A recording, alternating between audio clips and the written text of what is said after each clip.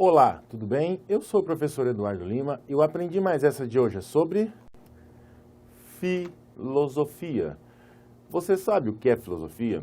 Talvez você ouça essa palavra, talvez você veja isso na mídia, talvez você tenha tido essa aula na escola, mas ainda assim sobram muitas dúvidas, né? Ficam dúvidas sobre o que é filosofia, para que serve filosofia, por que essa matéria é considerada por alguns inútil, por algumas pessoas que acham que não serve para nada.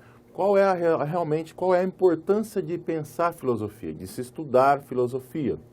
Então, essa aula tem, né, essa ideia de que é uma apresentação, né, básica sobre o que é filosofia, falar principalmente da história, né, da linearidade dos filósofos, das correntes de pensamento filosóficas, e no final falar de alguns, né, falar de Sartre, por exemplo, só para você ter uma ideia, para que você saiba exatamente qual é a real importância da filosofia, talvez considerada por alguns o maior pensamento humano, né? O maior caminho de pensamento que o ser humano conseguiu ter até hoje.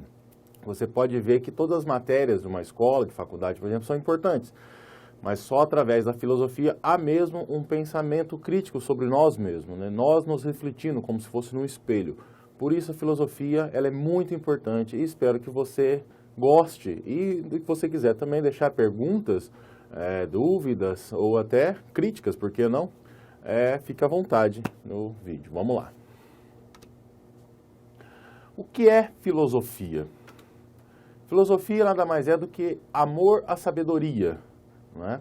E filosofar é ter uma visão menos ingênua sobre tudo. Ou seja, a filosofia é o estudo do pensamento, ou melhor, amor ao pensamento, amor à sabedoria.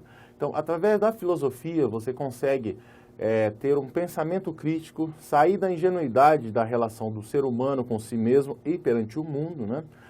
Por exemplo, como nós estamos vivendo momentos políticos turbulentos, vamos dizer assim, nada melhor do que você pegar a filosofia e autores filosóficos para tentar interpretar por que a realidade é tão crítica, por que as pessoas são tão violentas, por que as pessoas atacam as outras sem mesmo conhecer elas, por exemplo. Então, através da filosofia, você acaba entendendo como funciona todo esse cosmo, né?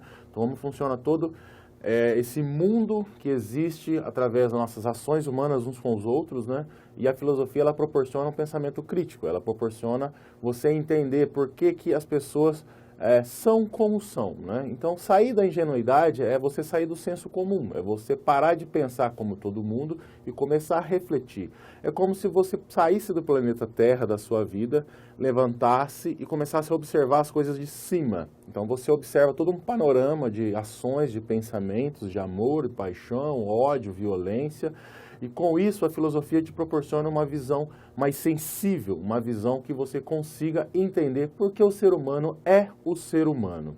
Então, a filosofia ela não é só a mais importante como aquela que nos faz vermos, né, como se fosse num espelho, né? Você olhando no espelho de uma forma crítica e não pensando só na sua beleza estética, mas sim no seu ego, por exemplo. Então, a filosofia ela é extremamente importante. Eu vou falar agora, vou citar, vamos dizer assim, um contexto histórico. A aula praticamente é em função de contexto histórico, falando de todos os filósofos, né, da história. Não, sempre vai faltar alguns, né? Sempre vai faltar informações, porque é uma aula curta, mas é só um pequeno panorama do que é filosofia e as suas principais correntes filosóficas, né? Então vamos lá. Os pré-socráticos. É importante deixar claro que Sócrates é, entre aspas, o primeiro e um dos maiores filósofos da história. Então, antes e depois de Sócrates quase um pensamento revolucionário. Então, por isso tem os pré-socráticos, que eles tinham uma ideia de universo e natureza, né? Você entender as coisas através do entendimento da natureza, como a água, como o sol, a terra e por aí vai. Então, esses pré-socráticos, eles tinham um pensamento já crítico, longe dos mitos, vamos dizer assim, na Grécia Antiga, mas ainda era voltado para um sentido natural, da natureza.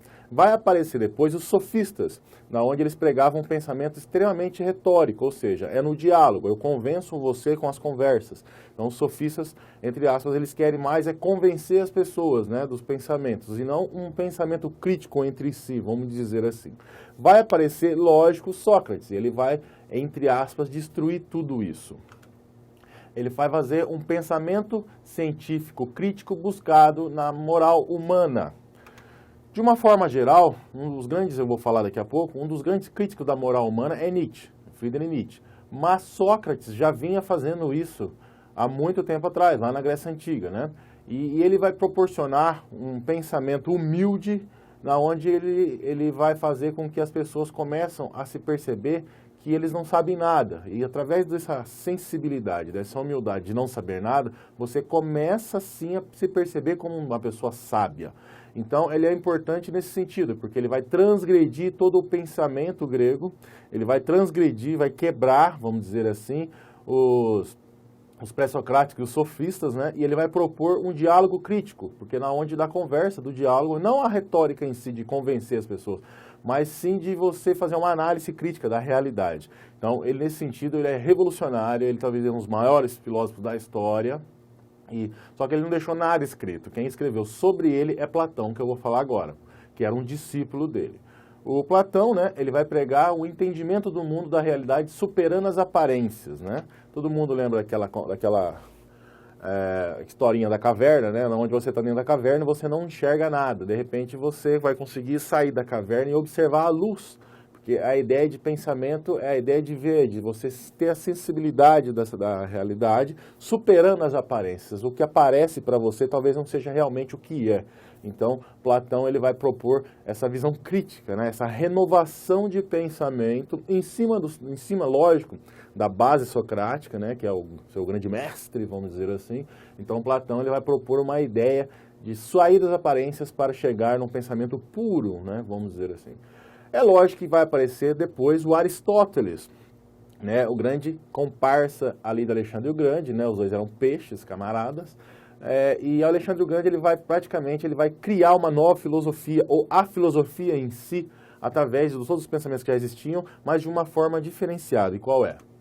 Ele vai sistematizar, né? Ele vai propor sistematização e métodos para o conhecimento pleno, ou seja, ser críticos, ter um pensamento filosófico sobre o mundo, também é importante você sistematizar isso, né? Ele vai fazer, por exemplo, uma diferenciação de flores, de botânica e tal, algo parecido, e isso vai fazer com que as pessoas comecem a ter métodos, a ter entendimentos, a ter técnicas, a ter uma sistematização para você fazer o conhecimento científico. Com isso, ele não muda só a filosofia, como ele cria, entre aspas, a ciência como ela é hoje, né? Nós estamos divididos a ciência em biologia, em química, em matemática, em filosofia, história e por aí vai. Então, essa divisão de pensamentos pode-se dizer que quem começou é Aristóteles. Por isso, ele é considerado por alguns o maior filósofo da história. Então, ele é importante nesse sentido. Da Grécia clássica vai aparecer os pós-socráticos, né? Até a Idade Média, vamos dizer assim. E vai aparecer 3 pensamentos diferenciados, que é o ceticismo, o epicurismo e o estoicismo. Então eu vou explicar de forma bem simples quais são eles. O ceticismo é uma dúvida acima de tudo, porque o conhecimento não é exato e seguro. Ou seja, ser cético é você ter uma dúvida sobre algo. Então, a própria dúvida já é um pensamento filosófico. Então, o ceticismo ele vai pregar isso de uma forma geral. O epicurismo é a virtude do bem, a virtude e o bem, né, propostos pela não dor do corpo e alma. De uma forma geral, esse pensamento de virtude e o bem proposto pela não dor do corpo e alma é você propor um novo sentido de pensamento diante do seu corpo e diante daquilo que você faz, entendeu? Então, é mais ou menos isso. Estoicismo é a razão acima de tudo, emoções deixadas de lado, ou seja, aquilo que pregava mais ou menos Sócrates, ela é um pouco parecido com isso, mas tem um outro sentido, vamos dizer assim. Então, acaba tendo uma ideia de que a razão ela vai supor um novo pensamento, vai supor uma nova forma de se ver a vida. Mas isso vai lembrar depois de John Locke com o empirismo, mas aqui é uma outra coisa. Então o estoicismo é a emoção deixada de lado, onde a razão vai propor pensamentos e análises filosóficas. Agora entra a Idade Medieval, lógico, é importante sempre deixar claro que na Idade Média a grande cultura que existe, né, o grande pensamento que domina a sociedade é o cristianismo, é a ideia de Deus acima de tudo. Então isso também vai fazer uma forte influência na filosofia medieval e praticamente toda a filosofia medieval ela é, entre aspas, cristã, vamos dizer assim. Então vai aparecer 2 formas de pensamento filosófico na Idade Média, que são eles. O teocentrismo, né, e a escolástica. O teocentrismo é o conhecimento voltado apenas pelas ideias de Deus. Ou seja, teocentrismo, Deus acima de tudo, no centro das coisas. Então, a filosofia, ela vai ser, vamos dizer assim, voltada para um pensamento cristão acima de tudo. Um pensamento cristão que domina a sociedade, que domina todo o pensamento cultural. Então, o teocentrismo é ligado a isso. É lógico que há uma proporção de razão nisso tudo, mas a influência de Deus ela é muito grande. Depois vai aparecer a ilustre escolástica, que é a união da fé e o pensamento racional. Começa a se ter uma ideia geral de razão dentro mesmo, né, misturado com a fé cristã. Então a escolástica é sim uma grande mudança no pensamento filosófico medieval e ela é importante de ser estudada, né, de ser pensada. O período moderno, ele praticamente é um florescimento, né, da filosofia, novamente, parecido com a Grécia. Não que na filosofia da Idade Média sejam umas trevas, ao contrário disso, ela é muito importante, é essencial para nós entendermos. Mas o período moderno, ele é importante pela sua diversificação, né, que vai acontecer depois na nossa era contemporânea, que eu vou ver daqui a pouquinho, mas começa a abrir o leque, vamos dizer assim, de pensamentos. Então eu vou falar mais ou menos de cada um de uma forma bem simples. O Renascimento é o antropocentrismo. Se na Idade Média Deus era acima de tudo, o Renascimento vai propor, com a influência grega e romana, por exemplo, uma ideia de que o homem está acima de tudo. O homem deve ser cultuado como tal, e isso é uma excelência de pensamento. Então vai aparecer pensadores, né, na onde, até a arte também, na onde o ser humano ele é exposto e analisado, sentido, né, de uma forma mais plena e física. Então o antropocentrismo é o homem acima de tudo, no centro das coisas. O iluminismo é uma iluminação pelo conhecimento, né, a base da Revolução Francesa em 1789. Ele é extremamente importante porque, mesmo sendo um pensamento de burgueses, vamos dizer assim, ele propõe uma revolução dentro da França, principalmente França, mas depois acaba no mundo inteiro, e isso vai fazer com que a sociedade comece a rever conceitos políticos, filosóficos, sociais, e o iluminismo começa tudo por causa do iluminismo, por causa de pensadores, Voltaire, Rousseau, Montesquieu e por aí vai. Então, John Locke também, né, ele é um precursor, entre aspas, disso tudo. Então, o iluminismo é uma nova proposta de pensamento, na onde as trevas da Idade Média, que essa galera tinha esse pensamento, principalmente começou esse pensamento no século XIX, é importante deixar claro que o iluminismo ele propõe uma nova forma de se pensar a sociedade e nos ver como tal. O marxismo vai aparecer lá no século XIX, proporcionado por Karl Marx e o Friedrich Engels, né, que eles vão ter uma visão crítica sobre a Revolução Industrial, que é mais ou menos assim, é um pensamento dialético, né, e propõe uma revolução do proletariado, do proletário. O marxismo, ele possui críticas muito fortes, porque basicamente ele é pensado de uma forma econômica, pelo menos pelo Karl Marx, né? Vamos dizer assim. Mas conforme for o tempo, é legal entender também que existem pensamentos culturais, análises culturais que estão acima do marxismo. Mas o marxismo ele é muito importante porque ele propõe novas ideias, né, novos pensamentos sobre algumas pessoas dominando e a maioria obedecendo. É lógico, a maioria das pessoas vão falar que o marxismo já acabou, que nunca deu certo e por aí vai. E na prática nunca mesmo. Mas ele deve ser entendido como um pensamento filosófico, um pensamento histórico importante, porque ele mudou muitos pensamentos e fez, por exemplo, no século XX, várias correntes filosóficas, várias correntes históricas e por aí vai, até escolares, por que não? Então, o marxismo, ele é importante, mesmo que você não goste, né? Eu particularmente não vejo o marxismo como a grande essência da humanidade, mas ele é muito importante para a gente nos entendermos. E também vai aparecer no século XIX, talvez o maior pensador do século XIX, Friedrich Nietzsche, né? O grande Nietzsche. Ele vai propor uma crítica aos valores tradicionais. Ele vai descer o pau no cristianismo e na moral ocidental. É um pensamento livre de qualquer controle moral.